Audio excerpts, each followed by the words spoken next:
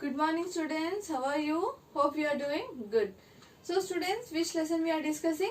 We are in our history chapter 3 and the name of our chapter is In the Earliest City. So in this lesson we have already dealt with a couple of chapters. Starting from the story of Harappa, then what are special about these cities, then life in the city, and about the new crafts we have begun in the last video.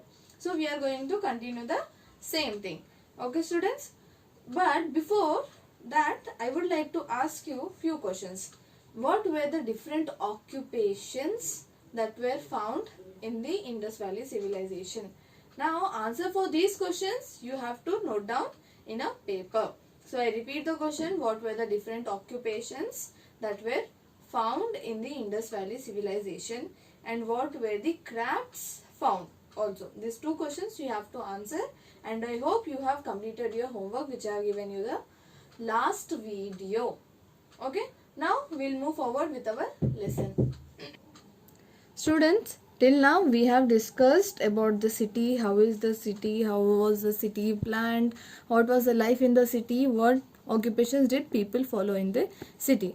Now moving forward, what did the people wear at that time? So cotton was probably grown at Mehergarh about 7,000 years ago. Okay, so they might have found some remains of the cotton, and they have also found pieces of cloth that were attached to the lid of the silver vase and some copper objects. Might be when it have completely destroyed, few pieces of the cloth might have got stuck in those objects, and those were found at Mohenjo-daro. So with this we can have an idea what was the materials used for their clothing. Okay students. Next, archaeologists also found spindle wheels made up of terracotta and faience. Now what are spindles? Spindles is nothing but a equipment used for spinning thread. So they used to look somewhat like this. Now those spindles were made up of terracotta and faience, right? So now first we will be seeing what is terracotta. It is a reddish brown clay that have been baked and it is not covered in a shiny substance.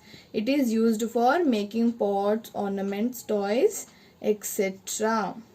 So in the first picture you can see the toys, second picture ornaments. The ornament that you are seeing, this was not made in the Indus Valley civilization. I have just used it for a better understanding so that you will understanding it better. Okay, so it will be usually in reddish brown color and it will be baked and it will not be shiny. Okay, so this you have to remember. The next material used was faience. It was artificially made produced material. It was artificially produced material. And how was it produced? The gum was used to shape the sand or the quartz powder into an object. So the picture that just appeared in front of you is the quartz, and at that time they used to powder it and they used to give a shape with the help of the gum, and after giving the shape they used to give a shiny and glassy finish to the object. Okay, so whereas terracotta was naturally found, it was artificially made or produced. After making, usually the shine that they give that would be in blue or sea green colors. Students, can everybody make such objects? No, everybody cannot make such objects. For making those things with such expertise, at the time there were probably specialists present. So many of these things that were produced were probably done by the specialist. Who is a specialist, student? A person who is trained to do only one kind of work. So the thing what you have to notice here is that one person can only do that particular kind of work and he cannot do any other work. Okay. Now next, for example, cutting of the stones, polishing beads, carving seals. So these are few examples of the specialists who were found at that time. Moving forward, there is a task waiting for you. Now you have to identify that were metals used in the villages mentioned in your history chapter 2. So this is one question, but you can consider it as two. First you have to remember what were the villages mentioned in your history chapter 2 and were metals used in the villages. So you have to complete both the work given in this single question, students. Okay, I hope you all are doing all your task daily without any pending work.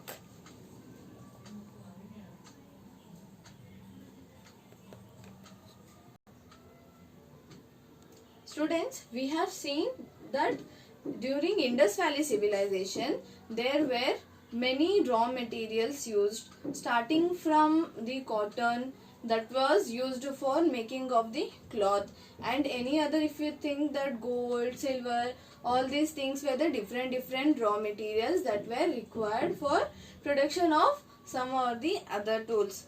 So now where did the question comes, the where did they get this raw material from?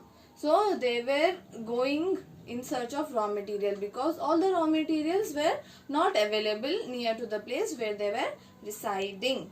Okay students, now we will see where did they go in search of raw material.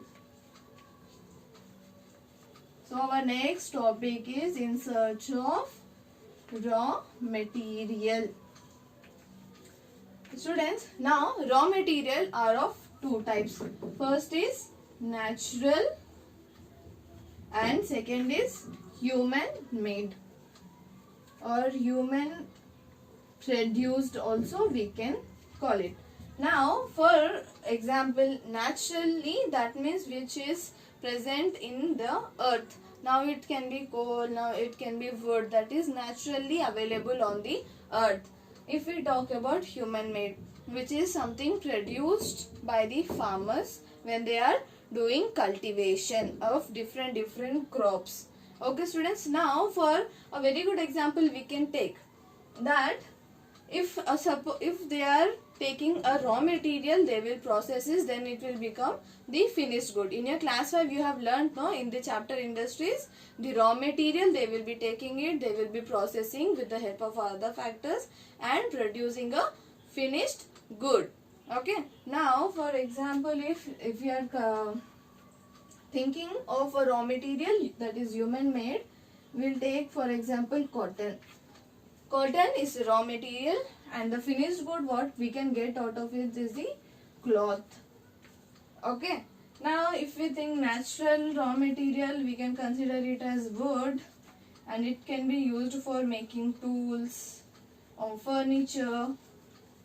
Okay students, I hope you all have understood. Now where did they go in search of the raw materials? They have gone to very distant places in search of the raw materials. We'll see what were the raw materials that they wanted to get and from where did they get the raw materials. The first raw material that for which they have went to distant places is copper. Now from where did they get this copper is from our present day Rajasthan and from Oman, which is towards the West Asia. Okay students, next is tin. They have got tin from Afghanistan and they have got from Iran also. So students, what is an alloy? That is made by mixing copper and tin, that is bronze. So copper and tin were required to make bronze, and with the bronze we have seen that people were making many kinds of ornaments, vessels, and different tools and weapons. Okay. Now third is gold that they have got from our present day Karnataka.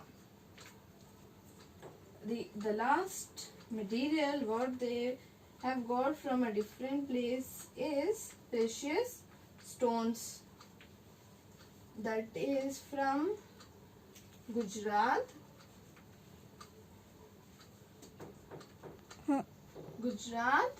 Iran and Afghanistan. So from these three places they used to get the different raw materials. So you have seen getting anything was not easy, and the rulers, that is why they used to keep the precious and most valuable things for themselves. Again we'll summarize it. Copper was from Gujarat and Oman. Oman is in the West Asia. Second is tin. Copper and tin was required for making bronze, and they have got it from Afghanistan and Iran. The third is gold. Very important, no? Gold they have got from Karnataka, and last is precious stone which they have got from Gujarat, Karnataka and Iran. So from Afghanistan and Iran we are getting two things, that is tin and precious stones. Students, now we have discussed a lot of things about Indus Valley civilization. That is starting from how it was made, how it was discovered, how were the houses, what was the city, how was it divided, and what is the life, what are the different occupations, and from where did they get the raw material to do all that work.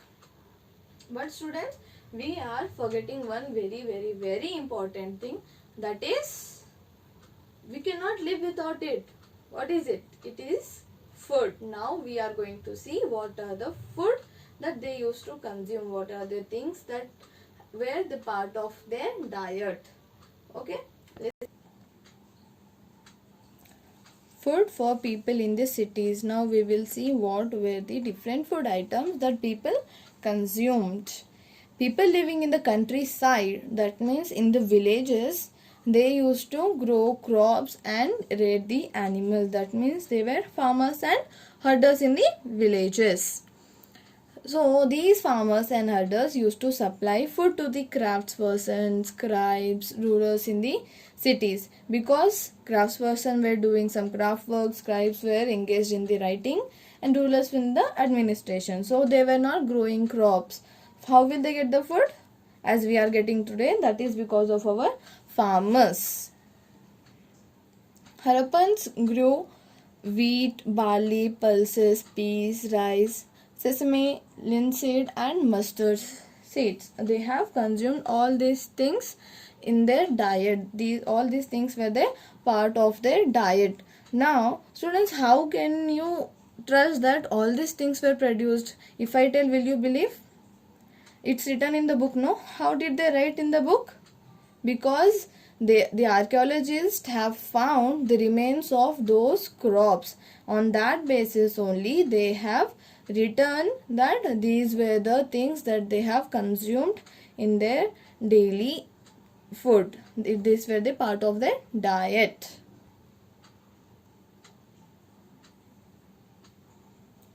Now agriculture. What were the things that have changed in the agriculture, or what were the new things found in these agricultural practices? A new tool that is called as plough was started becoming in use. They have started using it. So plough was used to dig the earth for turning the soil and planting the seeds. As you see that there is a sharp end. If we are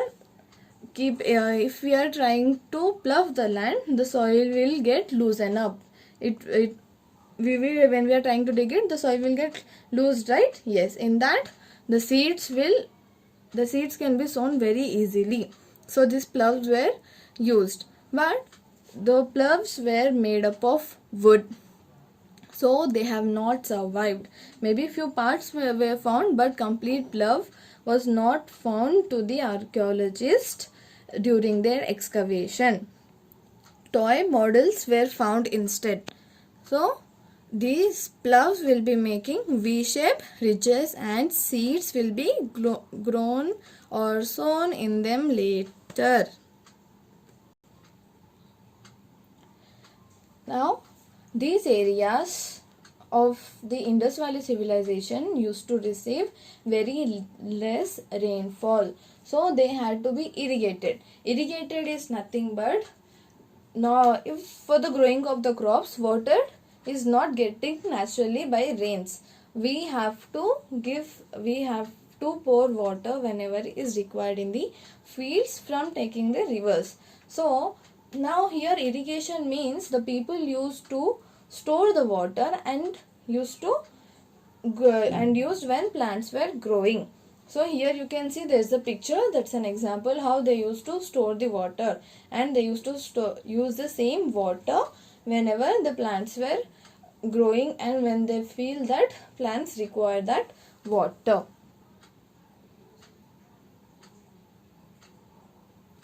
The next activity or the source of food for the people in the Indus Valley civilization was rearing of the animals. So they used to rear animals like sheep, goat, buffalo and other cattle.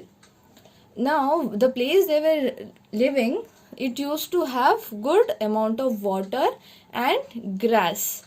But usually these things will not be available for them during the dry summer months. And even now we will in the cities today we are facing very huge problem or major problem related to the water scarcity, and it happens every year in the summer. So in that time also, in the dry summer months, the pastoralists or the herders used to take this large herd of animals. You can see the other picture, right? They used to take this herd of animals, whatever they used to rear, to the great distances.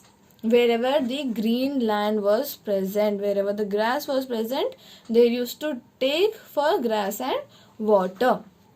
Because if we need food for the growth of animals also, they need grass and water, no? For that they used to take them to the great distances. And in the summer months they were also collecting fruits like bear. You can see in the picture, no? In Hindi we call it as bear and in Telugu we call it as regi pandlu.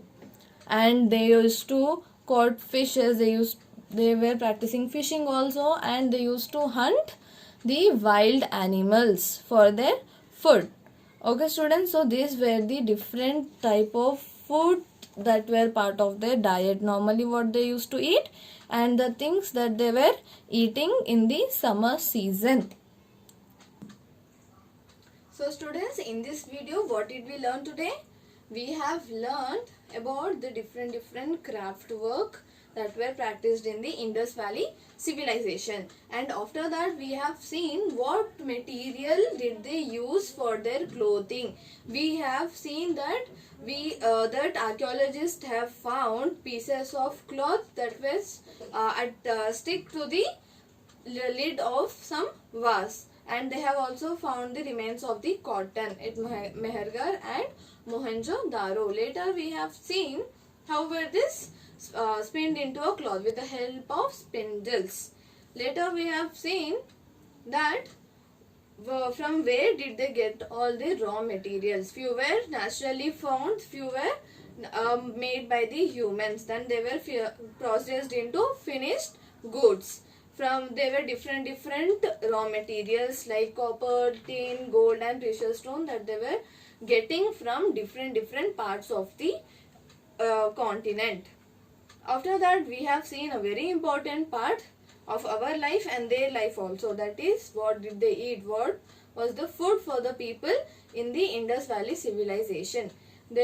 What were they eating, what the crops they were cultivating? Wheat, barley, rice, sesame seeds, linseeds, mustard seeds, all these things they were growing, and alongside they were also rearing the animals. So we can say that they were farmers and herders, and these people were supplying the same food materials or the grains to the people who were living in the cities. Coming to now, as we have seen, they were farmers and herders, so they need water for the cultivation and for here the daily use and for the animals also. In the dry summers, when there was scarcity of water, they used to store the water previously and they use when the plants were growing. And for the herders here, they used to take their cattle for great distances and they used to go in search of grass and water.